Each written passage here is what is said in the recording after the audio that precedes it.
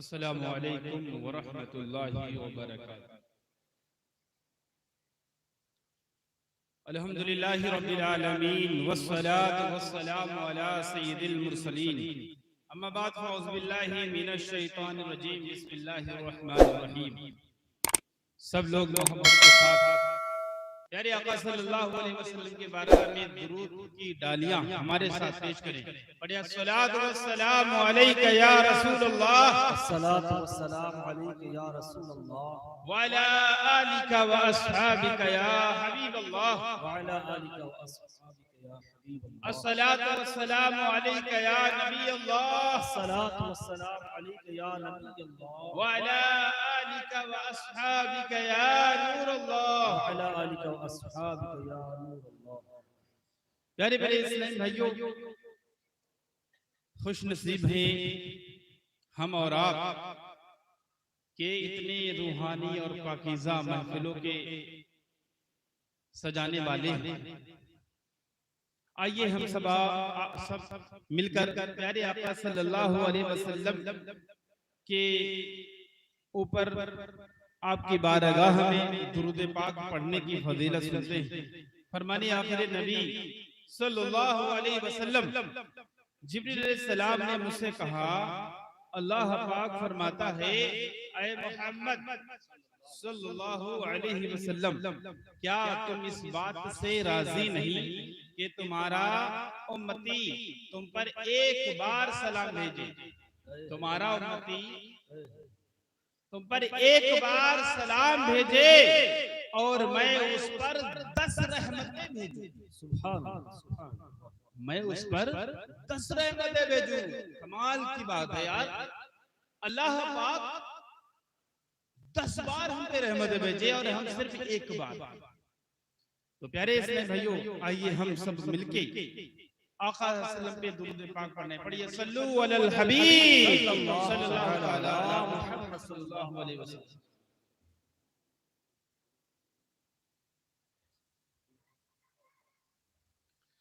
प्यारे प्यारे इस्लामी भाइयों, आज हमारे बयान का मौजू नमाज है।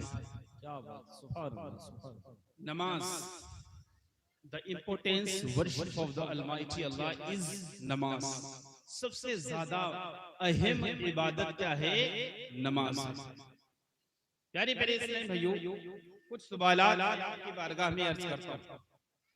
सब लोग तवज्जो फरमाएं और इस ख्याल में न बैठे कि रात के 2 या 3 बजे कोई बहुत बड़ा मुकर्रिर आएगा और आप सो रहे होंगे, वो आपको जगा रहा होगा। इस ख्याल में मत रहिए। इसमें जो है दावत इस्लामी के जो इज्तिमा होता है 12 बजे आपको घर जाना है, ठीक है? ये जहन बना के बैठे कि हमें 12 बजे घर जाना है और आपका इज्तिमा पाक मुकम्मल हो जाएगा इंशाअल्लाह। प्यारे प्यारे इस्लामी भाइयों, हमारे जो है हजरत सैयद वसीक बाबू साहब तशरीफ भी ला चुके हैं। अहम मुकर्रिर वो हैं, उनका बयान सुनेंगे इंशाअल्लाह, ज़बरदस्त बरकतें हासिल करेंगे। मैं थोड़ी देर के लिए हाजिर आया हूँ, आप सुने और इसकी बरकतें इंशाअल्लाह हासिल करें। प्यारे इस्लामी भाइयों, देखिए कुछ चीजों को आपको बड़ा ही ध्यान समझना पड़ेगा। इसको मैं जो अर्ज करूंगा, इसको आप बयान न कहें ना तकरीर कहें, इसको बस एक नसीहत समझें। जो मैं अर्ज कर रहा हूँ इसको आपको याद करना है, इसको ये याद कर लेना है। और वो चीजें मैं अर्ज करूंगा जो हमारे और आपके डेली लाइफ में जरूरी है और हमारी ये जरूरत है। अगर नहीं अमल किया तो खसारा ही खसारा। तो आइए कुछ सवाल पहले करते हैं, सवाल के बाद जवाब आता है ना तो अच्छा लगता है। पहला सवाल ये है कि हम नमाज क्यों पढ़ें? पहला सवाल ये है कि हम नमाज क्यों पढ़ें? दूसरा सवाल है कि सब लोग नमाज ही के लिए क्यों बैठे, ठीक है? तीसरा सवाल है कि नमाज के दीनी तो फायदे चलो हैं कि अल्लाह का हुक्म है मानो, नबी पाक ने नमाज पढ़ी मानो, लेकिन दुनियावी बेनिफिट क्या है? क्यों नमाज को हम पढ़ें? दुनियावी फायदा क्या है? समझ रहे प्यारे इस्लामी भाइयों? क्या बात है, नमाज क्यों हम पढ़ें? क्या फायदा है नमाज का? दुनियावी फायदा क्या है नमाज का? नमाज ही के बारे में क्यों बताते हैं सब लोग? तो प्यारे इस्लामी भाइयों, आइए जवाब की तरफ चलते हैं और कुछ बयान को आगे बढ़ाते हैं। प्यारे इस्लामी भाइयों, आपसे मेरा एक सवाल है, उसका जवाब आप नहीं देंगे लेकिन अपने मन में सोचेंगे उसका। ये बताएं, आप इतने सारे लोग बैठे हैं, अगर मैं पूछूं what is definition of the ईमान, ईमान की परिभाषा क्या है, ईमान किसे कहते हैं, तो आप में से मुश्किल है एक दो लोग बता पाए कि ईमान किसे कहते हैं। बहुत कम लोग ऐसे होते हैं जो ये जानते हैं ईमान किसे कहते हैं।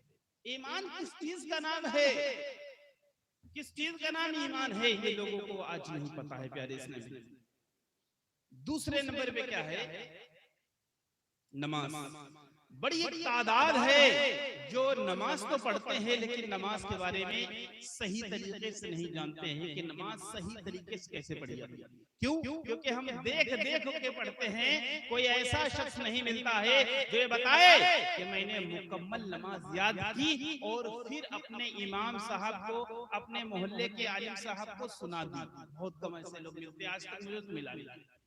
उसके बाद रोजा, रमजान अल मुबारक का रोजा लोग रखते हैं, तो रमजान अल मुबारक का जो रोजा रखते हैं ना, उसके बारे में भी मसाइल लोगों को 5% पता होते हैं, 95% मसाइल रोजे के भी नहीं पता होते। और आगे बढ़े, उसके बाद क्या है, हज। हज के बारे में लोग सोचते हैं कि मैं हज करने चला जाऊं, सब लोग हज करना चाहते हैं लेकिन मसाइल हज के भी नहीं पता होते। और आगे बढ़े, ज़कात। ज़कात लोग सुनते हैं लेकिन ज़कात के बारे में जानते नहीं कि किस पे फर्ज होती है, क्यों फर्ज होती है, कैसे फर्ज होती है, कब फर्ज होती है और क्या मामला इसका है, क्या फायदे इसके। तो ये पांचों चीजों मैंने अर्ज की हैं, इनको कहते हैं इस्लाम की बुनियादी चीजें। These are pillars of the Islam। ये इस्लाम की बुनियादी चीजें हैं, इनको इस्लाम की प्लस कह सकते हैं। अब आगे बढ़िए, इन पांचों चीजों को हमें मानना भी है और करना भी है, यही है इस्लाम। यही क्या है, इस्लाम। अब देखिए, बात कर ले, नंबर 1 पे ईमान आता है। ये बताइए, ईमान एक बार दिल में उतरता है, उसको तजदीद तो कर सकते हैं, उसका रिन्यूअल तो कर सकते हैं, लेकिन बार बार एक्सेप्ट नहीं किया जाता, यानी इनकार करे फिर मुसलमान हो, ऐसा नहीं होता है, बल्कि आप रिन्यूअल उसका कर सकते नहीं। हम मुसलमान हैं, फिर से कलमा पढ़ के फिर नए हो जाए, फिर नया ईमान, तजदीद ईमान कर सकते हैं, लेकिन रोजाना इसकी जरूरत नहीं है। प्यारे इस्लामी भाइयों, इसकी रोजाना जरूरत नहीं है ना, कोई नहीं करता है रोजाना। दूसरे नंबर पे आप बात करें, देखिए रोजा, रोजा कौन रोजाना रखता है, कोई नहीं रखता है, साल में एक बार बड़ी मुश्किल से लोग रखते हैं। तीसरे नंबर पे आता है ज़कात का मसला। ज़कात ये बताइए कितने लोग रोजाना देते हैं, साल में हमारी कौम 5% ज़कात देती है। आप अंदाजा लगाए, 5 से 10% ज्यादा नहीं लोग होंगे। उसके बाद हज, तो पूरी जिंदगी में यार एक बार है, जिंदगी गुजर जाती है, बहुत लोग नहीं जा पाते, पैसा रखे रहते नहीं जाते। तो पांचों चीज गौर कर, ईमान रोजाना नहीं, हज रोजाना नहीं, ज़कात रोजाना नहीं, रोजा रोजाना नहीं, क्या रहेगी आप लोग बताइए, क्या रहेगा इसमें? इधर से आवाज आएगी, क्या रहेगा? पहले सवाल का जवाब मिल गया।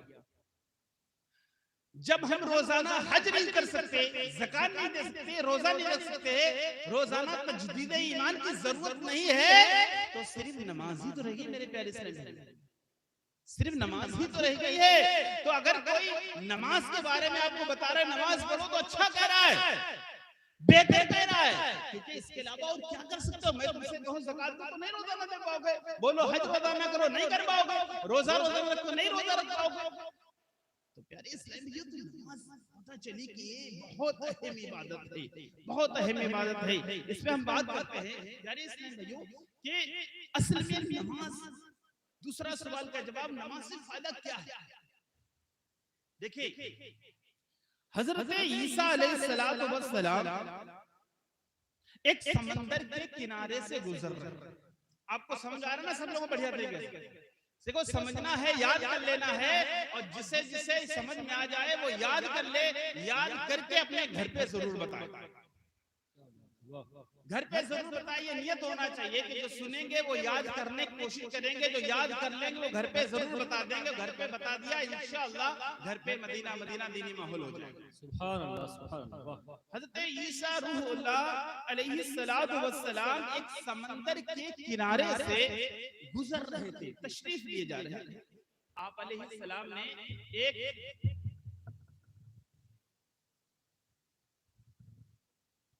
अलैहिस्सलाम ने एक परिंदे को देखा, एक परिंदे को देखा और वो कीचड़ में लोट-पोट कर रहा था, कीचड़ में अपने आप को गंदा कर रहा था। कुछ देर के बाद आपने देखा वो परिंदा उड़ा और उड़ने के बाद समंदर में नहाने लगा जाके। बड़ा आपको हैरत हुई, लेकिन इससे ज्यादा हैरत देखिए, आपको भी हैरत होगी। वो परिंदा दोबारा फिर गया कीचड़ की तरफ और फिर कीचड़ में अपने परों को गंदा किया। गंदा करने के बाद जब गंदा हो गया फिर गया उड़ के पानी की तरफ और फिर पानी में नहाया, फिर साफ हो गया, फिर साफ हो गया। यारे इस्लाम भाइयों, तीसरी बार वो फिर गया गंदे की तरफ, कीचड़ की तरफ और फिर अपने परों को गंदा किया और गंदा करने के बाद फिर उड़ा और फिर नहाया, फिर साफ हो गया। इसी तरह ही did it 5 times, उसने 5 बार इस काम को किया और 5 बार नहाया। हजरत ईसा अलैहिस्सलाम ने उसके इस काम को देखा तो बड़ा आपको ताज्जुब लगा, बड़ा ताज्जुब हुआ, शौक। आप ताज्जुब ही में थे कि आपकी रहनुमाई फरमाई गई।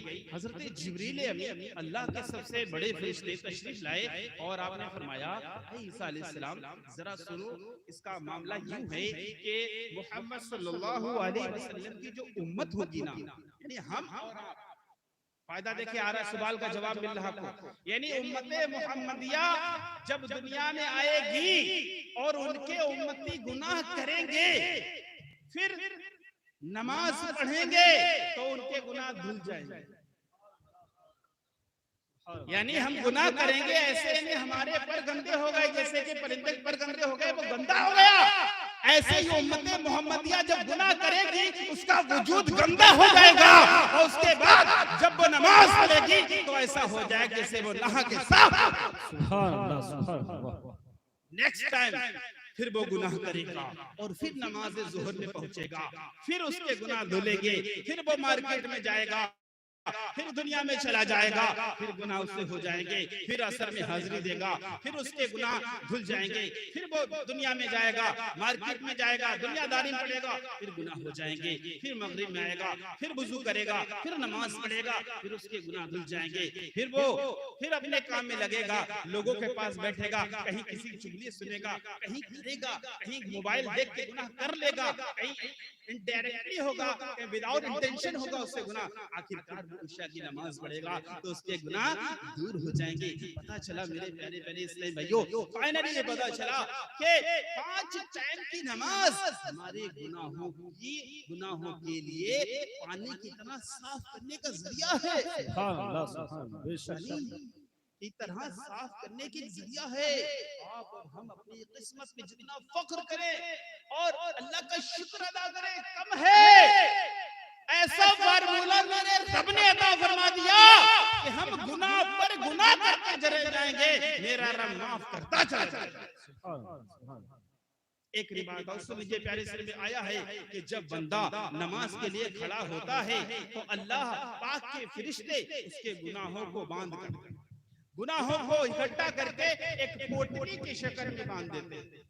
एक पोटली बना के, गठरी बना के उन गुनाहों को बांध के उसके सर पे रख देते हैं और फिर वो नमाज पढ़ता है, फिर वो रुकू करता है, फिर वो सजदे करता है। जब कंप्लीट उसकी नमाज हो जाती है, नमाज मुकम्मल हो जाती है, गुनाह कहाँ जाते हैं? गिर जाते हैं ना भाई। रुकू करेगा ना तो सर पे क्या होगा? पोटली गिर जाएगी ना, गुनाहों की गठरी गिर जाती है रुकू में, सजदा में। उसके बाद वो बंदा नमाज फारिग हुआ, ठीक है, वो कंप्लीट करता है नमाज को, तो अल्लाह के फरिश्ते कहते हैं मौला ए पाक परवरदिगार आलम, तेरे बंदे ने नमाज पढ़ी, इसके गुनाह झड़ गए मौला, क्या इसके गुनाहों को वापस कर दिया जाए? क्या इसके गुनाहों को फिर से दे दिया जाए? प्यारे प्यारे इस्लाम भाइयों, तो मेरा रब फरमाता है, ऐ मेरे फरिश्तों, मेरे बंदे ने नमाज पढ़ी, इबादत मेरी की, इसके गुनाह झड़ गए। अब मेरी रहमत को ये गवारा नहीं, अब मेरी रहीमी करीमी को गवारा नहीं कि गुनाह झड़ गए फिर वापस के जाए। जो झड़ गए वो झड़ जाए, सुभान अल्लाह, जो गिर गए वो गिर। क्या बात है, कमाल की बात है यार। नमाज ना होती बताइए कहाँ जाते गुनाह माफ कराने के लिए। बहुत तरीके हैं, सबसे बेस्ट तरीका है नमाज गुनाहों की माफी का। तो जो लोग चाहते हैं अपने गुनाहों को इस दुनिया में माफ करा ले, तो आ जाइए मस्जिदों की तरफ और अपने गुनाहों को माफ करा लिए अल्लाह पाक की बारगाह। वुजू करते हैं तो गुनाह झड़ते हैं, रुकू करते हैं तो गुनाह झड़ते हैं, सजदा करते हैं तो गुनाह झड़ते हैं, इसी तरह पूरे जिस्म के गुनाह झड़ जाते हैं। प्यारे आका सल्लल्लाहु अलैहि वसल्लम ने एक दरख्त की टहनी को पकड़ा और यूं हरकत हिला दिया। सहाबा ने क्या, आका कुछ समझ नहीं आया। मेरे आका ने इरशाद फरमाया, जब कोई इंसान नमाज पढ़ता है तो इसी तरह उसके गुनाह झड़ जाते हैं। आइए अब दूसरे जो है दूसरा सवाल का जवाब मिल चुका है प्यारे इस्लामी भाइयों, और तीसरे सवाल के जवाब की तरफ हमको दुनिया में क्या फायदा है आप जाने।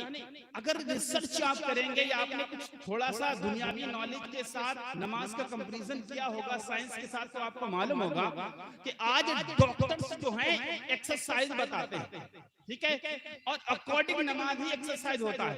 आज की मेडिकल साइंस बताती है द नमाज is best exercise for the human being, कि नमाज सबसे अच्छा एक्सरसाइज है इंसान के लिए, ठीक है। और अगर बढ़ के देखें आज डॉक्टर बताने लगे हैं। और दूसरी बात समझिए, इस इंसान को बनाया किसने?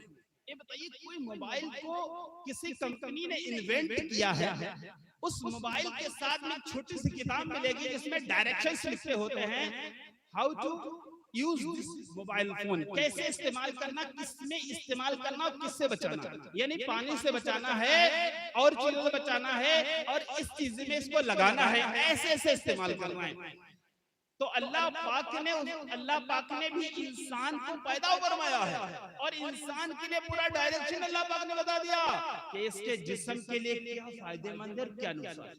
ऐसा ही ना, अल्लाह पाक ने बता दिया कि इतने इतने तुम्हारे लिए फायदे हैं, ये फायदा ये फायदा ये फायदा, नमाज पढ़ोगे ये फायदा, रोजा रखोगे फायदा, सारी चीजें अल्लाह पाक ने फरमा दी, ये सारे तुम्हारे लिए फायदे हैं।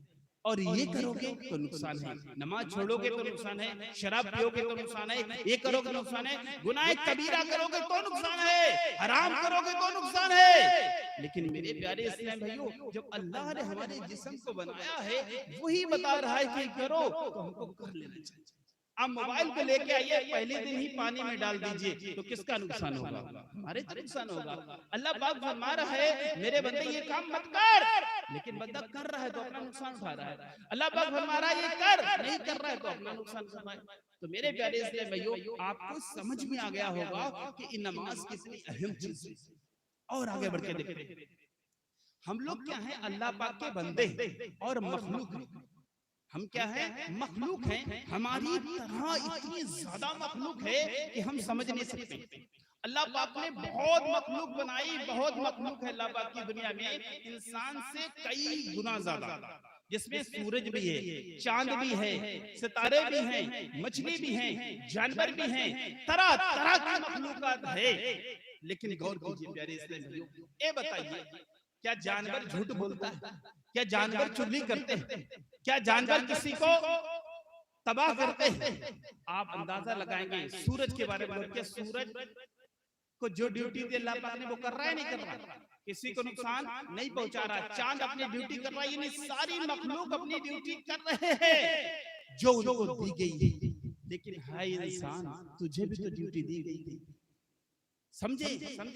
इंसान की भी ड्यूटी है, इंसान का भी काम है और दीगर मखलूकात का भी काम है, लेकिन सारी मखलूक अपने काम पे लगी हुई है। लेकिन है इंसान तो अपने काम पे क्यों नहीं लगा? अल्लाह पाक ने कुरान में फरमाया, इंसान और जिन्नात मैंने तुझे अपनी इबादत के लिए पैदा फरमाया है। जब सूरज आज तक कोई छुट्टी नहीं किया है निकलने से, चांद को छुट्टी नहीं किया है, वो अपनी ड्यूटी कर रहे हैं, तो भाई इंसान तू अपनी ड्यूटी क्यों नहीं कर रहा?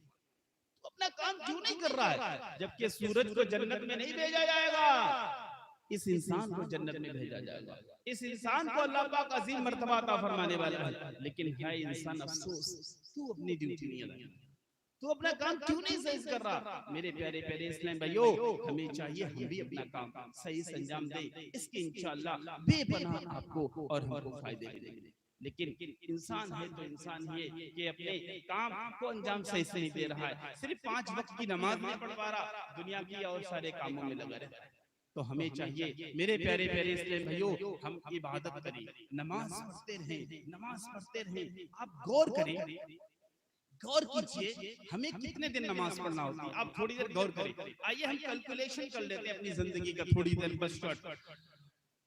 इंसान की मान लीजिए 60 साल की जिंदगी, हमारी और आपकी 60 साल की जिंदगी थोड़ी देर के लिए मान लीजिए, उस 60 साल को बांटिए।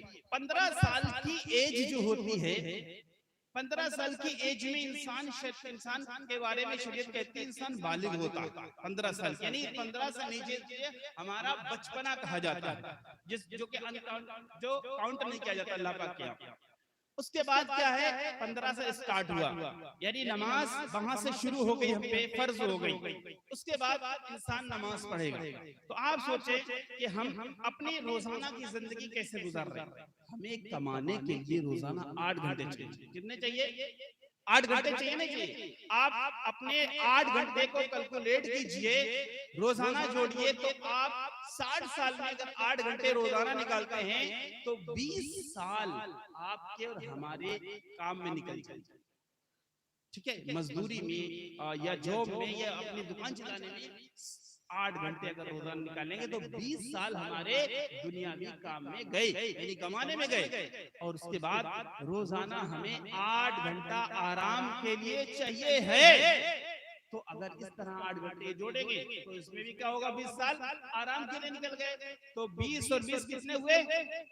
आप ही लोग बोले, आप ही लोग बोले तो ज्यादा अच्छा है। 20 और 20 कितने हुए? 40। 20 कमाने में और 20 सोने में गए। और आगे बढ़िए, कितने रह गए? 20 ही तो रह गए भाई। 60 साल कितने मानी थी उम्र हो सकती है, थोड़ी देर के एग्जाम्पल।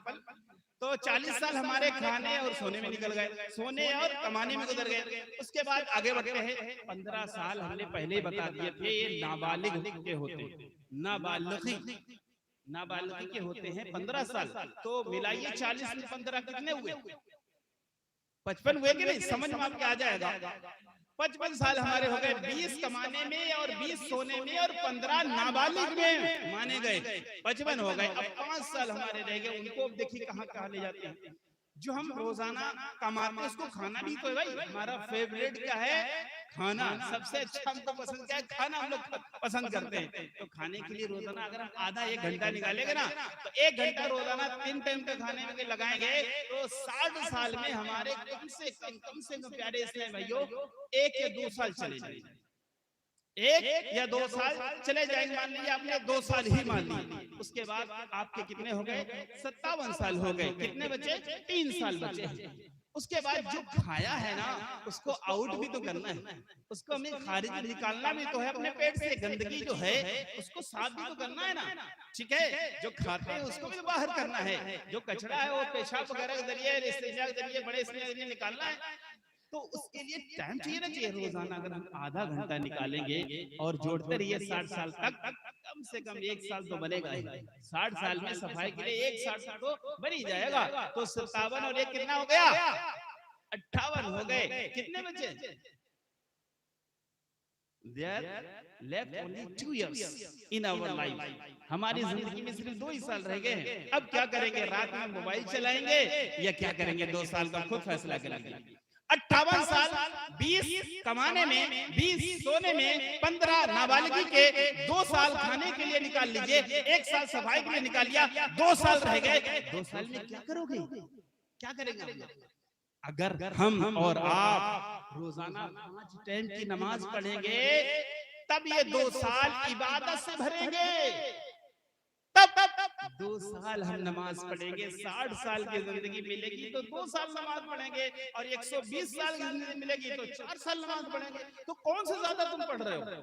कौन हम ज्यादा पढ़ रहे हैं? कोई कमाल तो नहीं हम लोग कर रहे हैं। कोई कमाल नहीं कर रहे हम लोग, बहुत कम नमाज हम पढ़ते हैं, 60 साल जिंदगी में सिर्फ 2 साल नमाज, जबकि मेरी रब की नेमतें सुबह शाम बरसात होती हमारे ऊपर है। एक शख्स था, आपको अर्ज करूं, उसकी आंख जो है ना, इसकी जो पलक थी ना, ये खुल जाती थी तो बंद नहीं होती थी, बंद हो जाती तो खुलती नहीं थी। सोचे नेमतें कितनी हमारे पास। तभी आप नमाज के बारे में सोचेंगे, आंख की पलक खुल गई तो खुली, बंद हो गई तो बंद हो गई। अब वो बहुत परेशान, उससे किसी ने पूछा सबसे ज्यादा परेशानी क्या है और क्या ख्वाहिश है तुम्हारी? तो उसने कहा दरअसल मैं ये चाहता हूँ कि मेरी आंख की जो पलक है ना, खुद से खुले और खुद से ही बंद हो जाए। देखिए बहुत छोटा काम है लेकिन बहुत बड़ी प्रॉब्लम हो जाती है। आंख की पलक बेचारे की खुल नहीं रही है, खुल जा रही है तो बंद नहीं रही, आंख उंगली से खोलता उंगली बंद करता, इतना सा काम, बहुत परेशान। तो ये अल्लाह की नेमत उससे छिन गई। और हमारे सबके साथ अल्लाह की नेमतें हैं ना, आंख की पलकें खुल रही बंद हो गई। आप लोगों में जिसको शुगर नहीं हुआ वो अल्लाह का शुक्र जितना अदा करे कम है। जिनको शुगर हो जाता बेचारे खाना बहुत सारा छोड़ना पड़ता है। सामने बेहतरीन मिठाइयां मौजूद है, नहीं खा पाते हैं, अच्छे अच्छे खाने छोड़ देना पड़ते हैं, बेहतरीन बिरयानी मौजूद है लेकिन मुंह में पानी आ रहा है लेकिन नहीं खाते हैं। मेरे भाइयों अल्लाह की बड़ी नेमतें हमारे ऊपर हैं। तो आज जिस तरह मेरा रब हम पे इनाम कर रहा है, हमें सुबह शाम खिला रहा पिला रहा, बीमारियों से बचा के रखा है, तो अभी वक्त है नमाज पढ़ लीजिए, इबादत कर लीजिए, अल्लाह को याद कर लीजिए। क्यों? क्योंकि we have short life, we do not our life. हमें कुछ नहीं पता अपनी जिंदगी के बारे में, कब खत्म हो जाएगी और कब तक यहाँ रहना है। तो आप सब लोग दिल में सोचो, हम अभी जिंदा है ना, यहाँ जितने लोग हैं सब जिंदा हैं, हमको पता है आप सब लोग जिंदा है और हम भी जिंदा हैं। अभी जिंदा हैं तो पढ़ लो, जिस दिन मर गए पढ़ने को नहीं मिलेगी, नहीं पढ़ने, नो चांस, कोई टाइम नहीं मिलेगा। प्यारे इस्लाम भाइयों आज पढ़ लीजिए, मौका है बहुत अच्छा, मरने के बाद आराम करना है। हुजूर हाफिज़े मिल्लत ने फरमाया जमीन पे काम, कब्र में आराम। तो यहाँ मेहनत से इबादत कर लीजिए, कब्र में इंशाअल्लाह आराम करेंगे। कौन कौन आराम करेगा? सब लोग करेंगे ना इंशाअल्लाह। गौसिया मस्जिद इतनी भरे कि एक दूसरी गौसिया मस्जिद बनाने पड़ेगी, आप समझ लीजिए। अब मस्जिद में नमाजी दिखना चाहिए, आप समझ लीजिए। पूरा मैंने 3 सवाल किए, उनका जवाब दे दिया है। यानी इस्लाम भाइयों हम और आप पता नहीं कब यहाँ से चले जाएंगे, आए थे यहाँ क्यों याद नहीं, जाना है मगर मालूम नहीं। सामान्य सफर सब ठीक करो, कब होगा सफर मालूम नहीं। तो प्यारे इस्लाम भाइयों जहन भर रहा ना आप लोगों का, जहन बन गया होगा इंशाअल्लाह। सब लोग नमाजों की पाबंदी कीजिए। 60 साल अगर नमाज पढ़ोगे तो 2 साल नमाज के लिए कहेंगे, बाकी दुनिया के लिए निकल जाएंगे। क्योंकि मेरे प्यारे इस्लाम भाइयों अल्लाह पाक हमको ऐसी ऐसी चीजें खिलाता है और पिलाता है जो कि ना जानवरों को खिलाता है, ना चरिंदों परिंदों को खिलाता है, हमको खिलाता है। हम हड्डियां खा के, बोटी खा के जो हड्डी फेंकते हैं तो कुत्ता खाता है, और हमारी किस्मत क्या, हम वीआईपी गोश्त खाते हैं, वीआईपी खाना खाते हैं, और वो जानवर हमारा झूठा खाते हैं, फेंका हुआ खाते हैं। अगर हम होते कुत्ते की जगह तब क्या होता?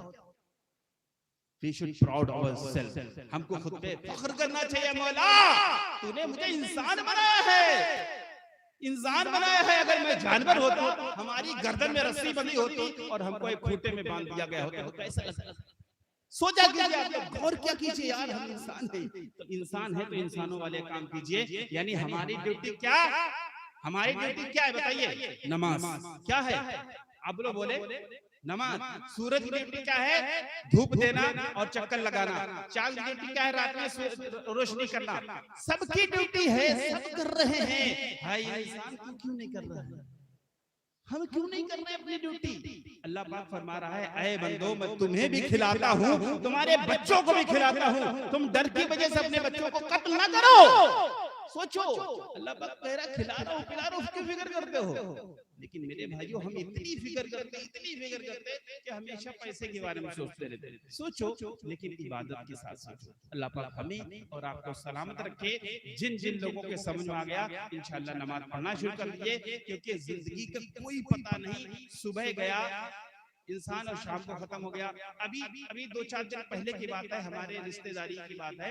बेचारे घर से निकले मोटरसाइकिल पे बोरी लाद के, और घर से बाहर ही गए थे, गांव ही के अंदर थे कि मुंह से खून निकला और उसको खुली की खून रुका ही नहीं। उसके बाद 10 मिनट में इंतकाल हो गया। जवान इंसान जवान इंसान आज ऐसे मौके हो रही हैं, आप डरिए और उस जन्नत की तैयारी कीजिए जो अल्लाह ने हम सबके लिए बनाई। अगर जन्नत की तैयारी नहीं की तो जन्नत दूसरे को दे दी जाएगी। सब लोग जन्नत की तैयारी कीजिए। कौन कौन करेगा जन्नत की तैयारी? सुभान अल्लाह।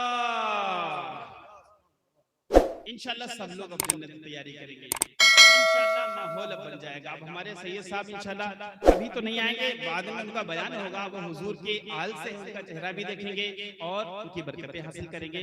थोड़ी देर के लिए मैं हाजिर हुआ था। अगर आप मेरी बात समझे हो तो अमल करें। इंशाल्लाह हमारी और आपकी मुलाकात होती रहेगी। सल्लु अलल हबीब सल्लल्लाहु तआला अलैहि वसल्लम।